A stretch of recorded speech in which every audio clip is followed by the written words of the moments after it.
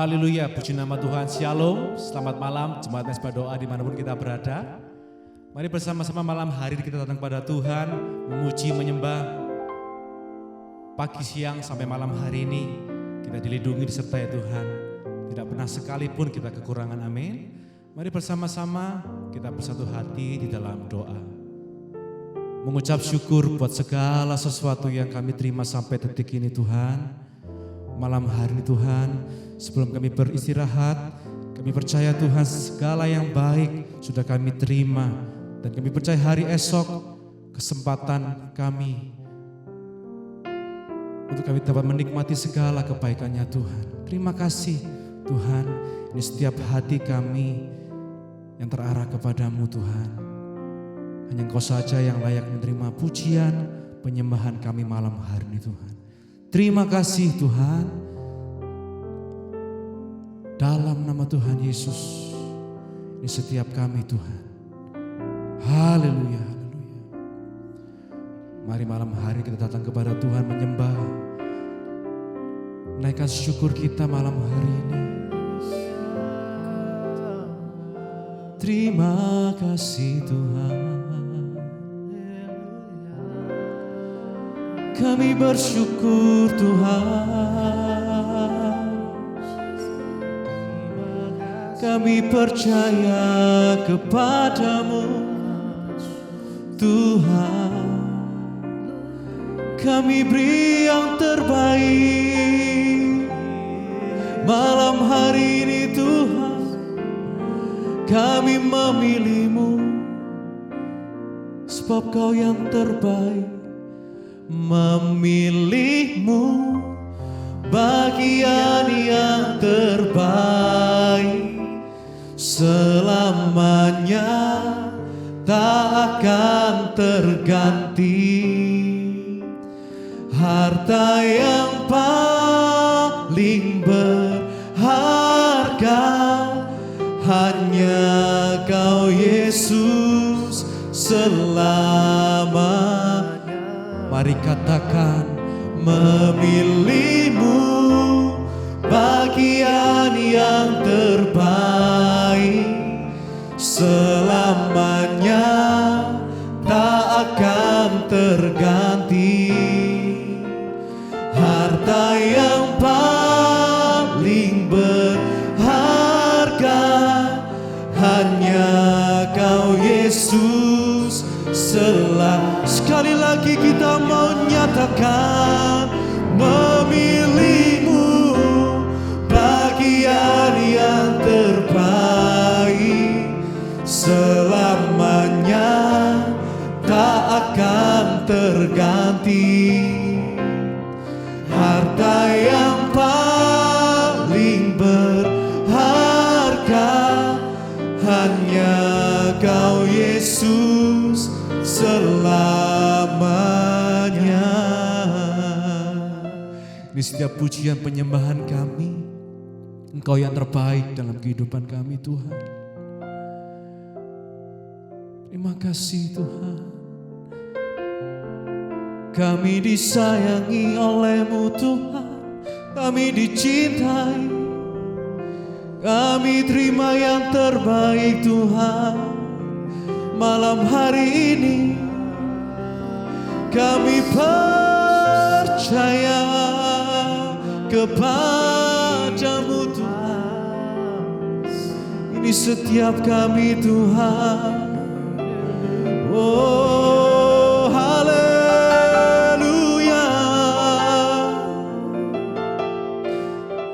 Terimalah setiap kami. Pujian yang terbaik kami berikan kepadamu Tuhan. Haleluya.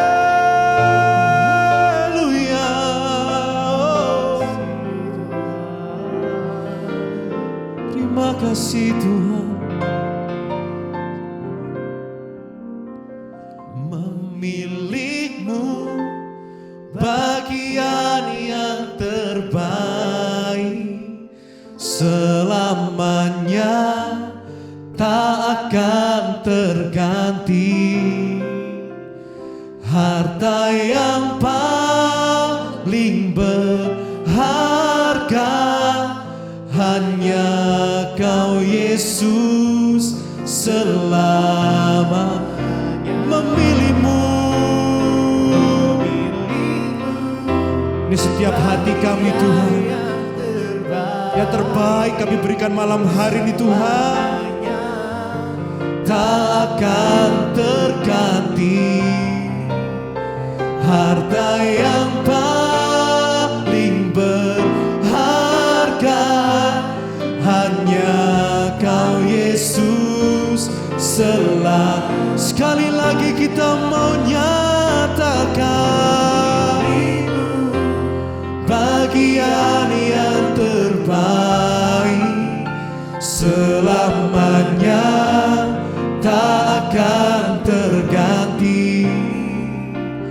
Harta yang paling berharga hanya Kau Yesus selamanya.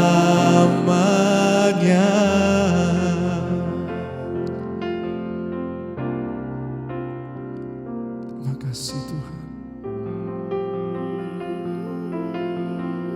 Hanya Engkau harta yang kami yang paling berharga Tuhan. Di dalam hidup ini kami mau terus mencari wajah-Mu Tuhan. Sebab di dalam hadirat-Mu Tuhan kami percaya saat kami mencari Engkau, Engkau ada selalu bersama dengan kami Tuhan.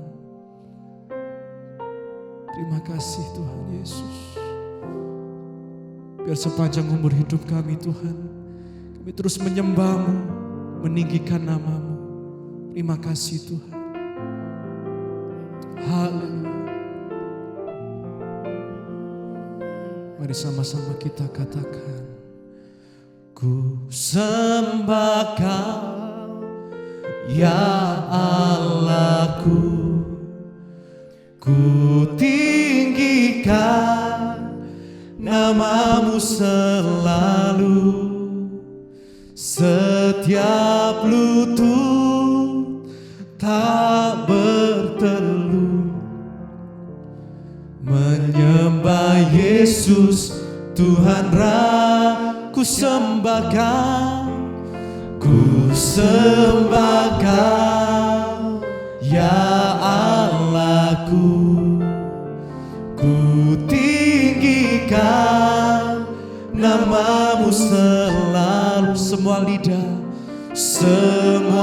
lidah kan mengaku Engkaulah Yesus, Engkaulah Yesus Tuhan kami menyembah. Ku sembah Kau ya Allahku, ku tinggikan nama-Mu selalu. Setiap lutut kan bertelut menyembah Yesus Tuhan Ku sembah Kau, ku sembah Kau ya Allahku, ku tinggikan nama-Mu selalu.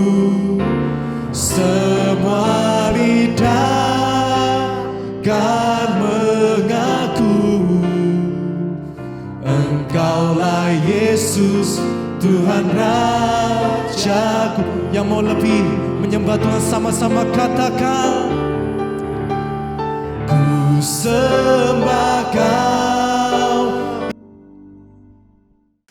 Terima kasih Bapak, kami mengucap syukur buat malam ini. Tuhan mempertemukan kembali kami di Mesbah Doa, semua karena anugerah-Mu. Dan kami rindu untuk mendengarkan firman Tuhan berbicara bagi kami, sampaikan isi hati-Mu. Dalam nama Tuhan Yesus, kami berdoa dan bersyukur, haleluya, amin, amin, amin. Iya, puji Tuhan Bapak Ibu, kita boleh berjumpa kembali di Mesbah Doa malam ini. Dan biarlah kita semakin hari semakin mengasihi dan mencintai Tuhan. Dan saya akan bacakan kesaksian yang sudah masuk terlebih dahulu. Kita percaya kesaksian akan menambah iman, percaya kita kepada Tuhan. Iya, saya akan bacakan. Shalom, selamat siang. Nama saya Lenski Daniel dari Kalimantan Barat. Saya mau bersaksi beberapa waktu yang lalu saya aktif mendengarkan khotbah Ibu di YouTube. Dan kebetulan saya ada ketemu khotbah Ibu dan saya lihat ada nomor WA. Lalu saya mau kesaksian. Saya ini manusia yang diproses Tuhan sangat luar biasa, Bu. Singkat cerita, ya, saya umur 40 tahun, mempunyai keluarga, dan memiliki 2 orang anak, 1 istri, ya. Beberapa waktu yang lalu kami mengalami musibah yang bertubi-tubi dikarenakan saya masih mengandalkan ego saya.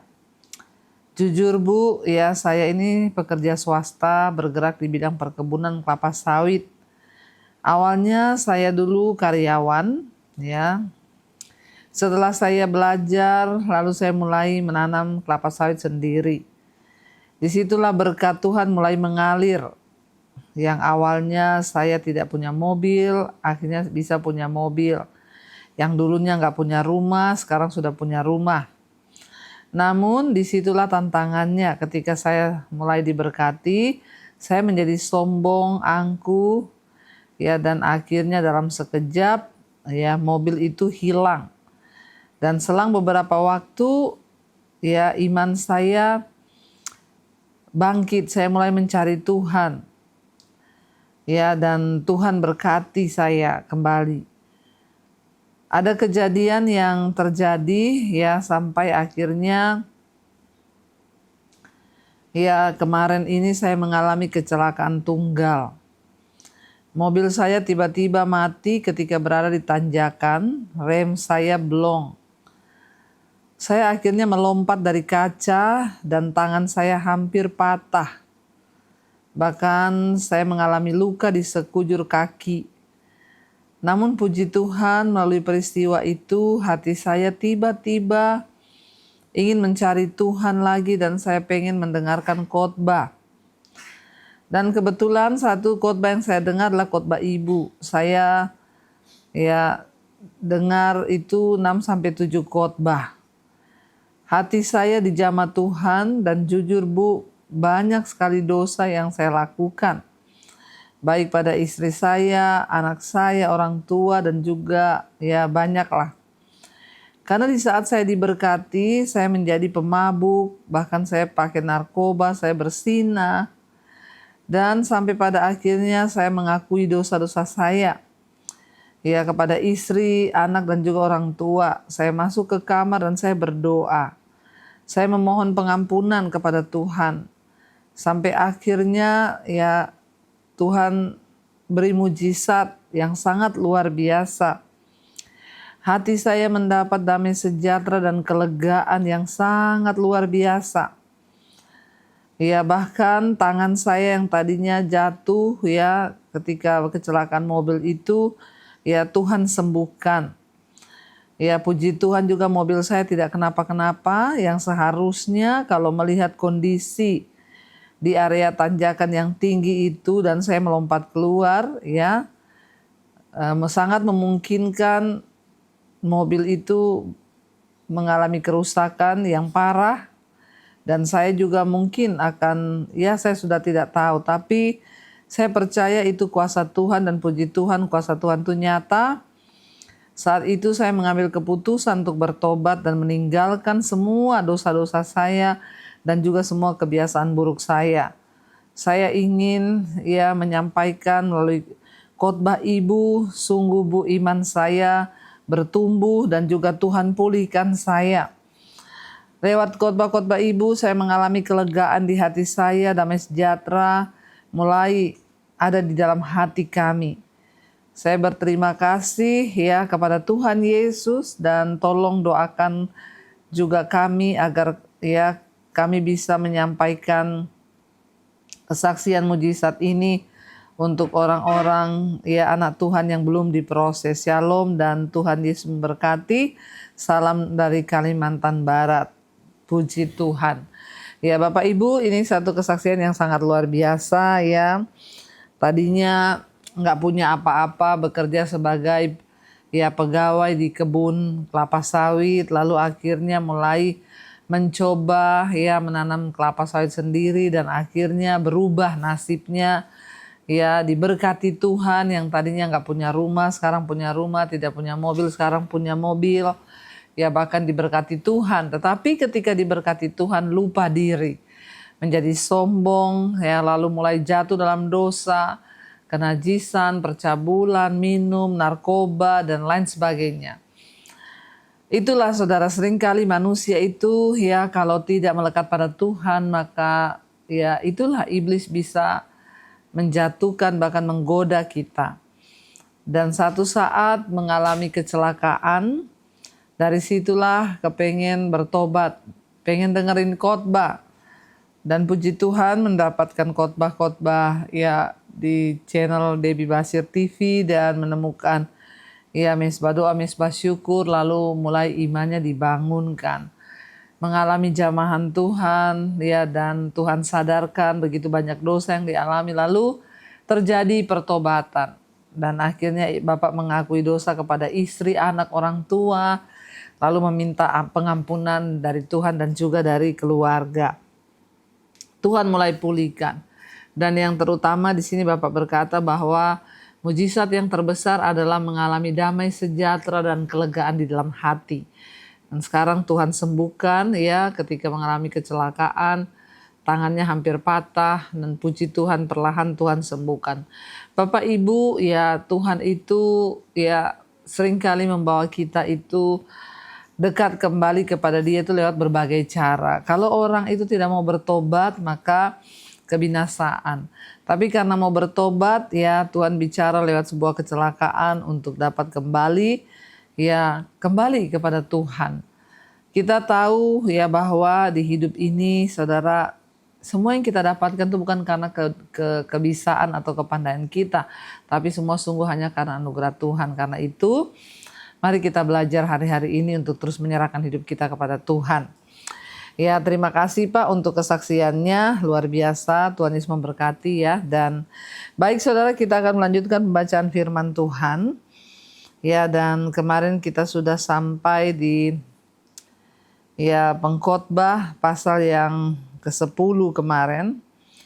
Dan kita percaya bahwa ya Tuhan itu Tuhan yang tidak pernah meninggalkan kita dan selalu ya membawa kita kembali kepada Dia lewat firman Tuhan. Karena itu dengarkanlah firman Tuhan.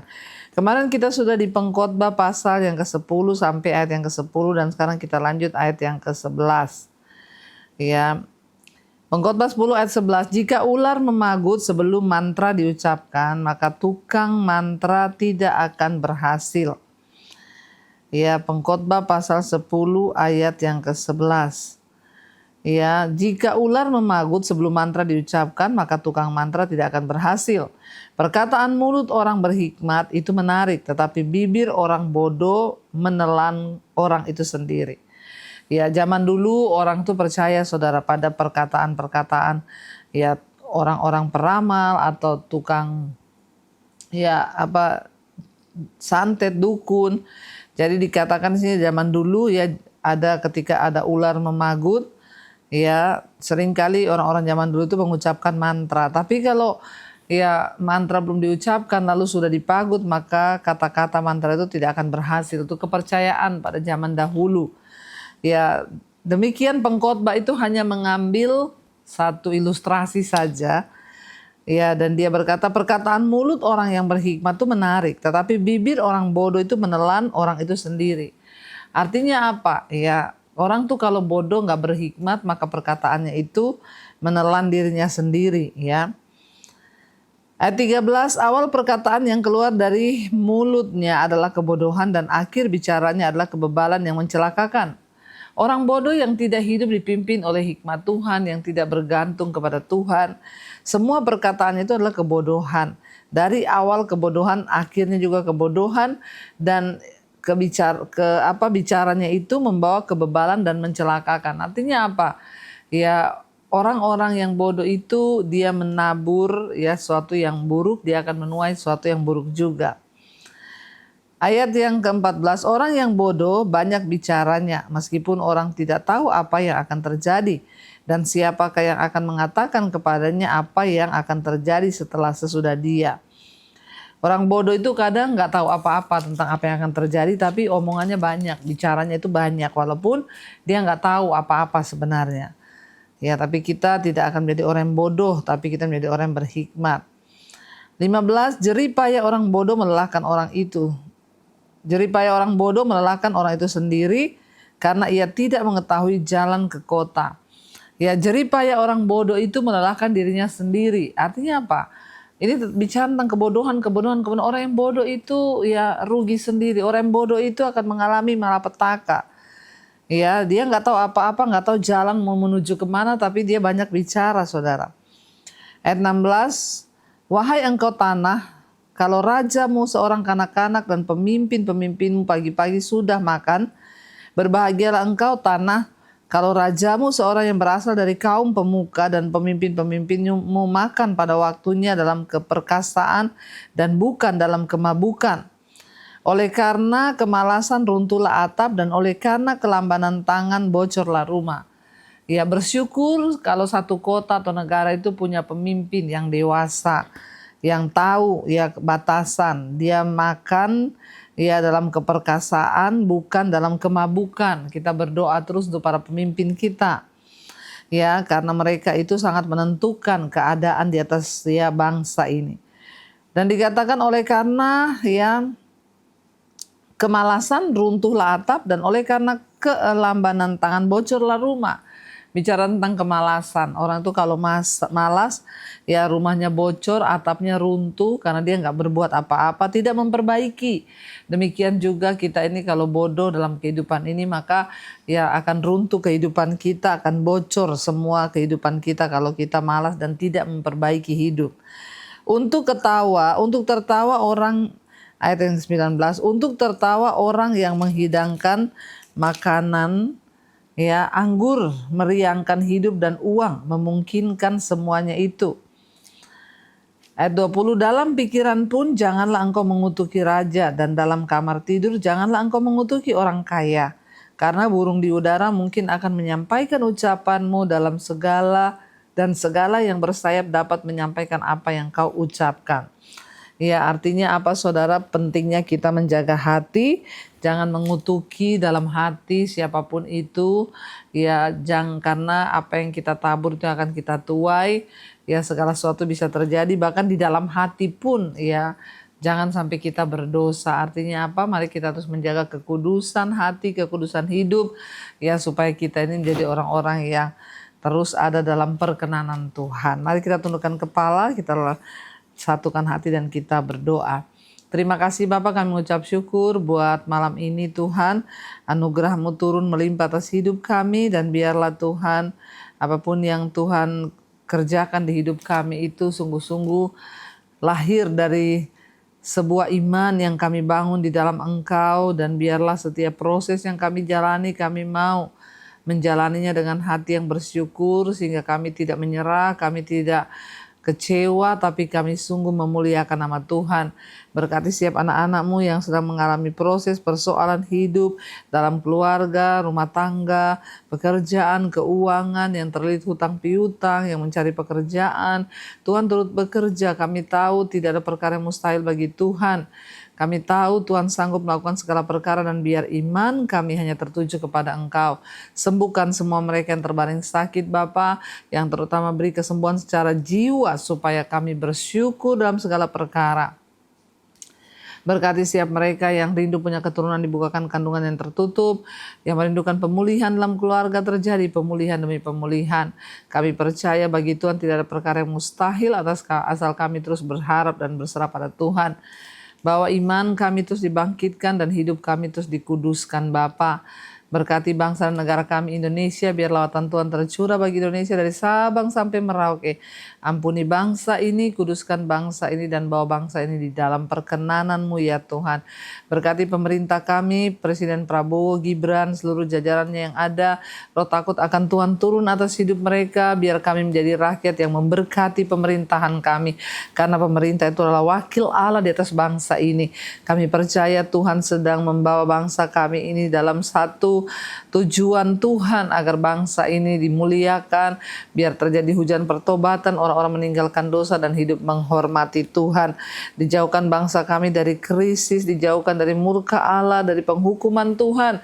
Biarlah Engkau mendengarkan setiap kami yang berdoa memohon keselamatan buat bangsa kami. Berkati juga semua bangsa-bangsa di 5 benua, Asia, Afrika, Amerika, Eropa, Australia, terutama negara-negara Timur Tengah yang sedang bertikai. Biarlah kedamaian dan keamanan turun atas setiap mereka. Kami percaya tangan Tuhan turut bekerja mendatangkan kebaikan. Karena itu Bapak Ibu, mari buka hati dan tanganmu, terimalah kiranya berkat, rahmat, anugerah dari Allah Bapa, cinta kasih Tuhan Yesus Kristus, penyertaan Allah Roh Kudus turun atas hidup kita semua. Mulai hari ini bahkan sampai kali yang kedua Tuhan Yesus datang kembali menjemput setiap kita. Dan nama kita tercatat dalam kitab kehidupan. Dalam nama Tuhan Yesus yang percaya diberkati Tuhan, katakan bersama, amin, amin, amin. Tuhan Yesus memberkati, shalom dan Immanuel. Saya mengundang buat setiap saudara anak Tuhan yang ada di Manado pada tanggal 27 sampai 30 April ya, kita akan ada KKR di lapangan Tikala Manado. Mari saudara hadir bersama untuk mengalami lawatan Tuhan. Jangan lupa catat tanggalnya 27 sampai 30 April jam 4 sore sampai dengan selesai. Alami lawatan Tuhan, bangkit bersama Kota Manado, dan kita akan berdoa bersama di lapangan Tikala Manado. Tunggu kedatangan kami. Tuhan Yesus memberkati. Kau yang sentuh hatiku, selamanya ku cinta Kau Yesus, selamanya ku menyembahmu. Kau yang pegang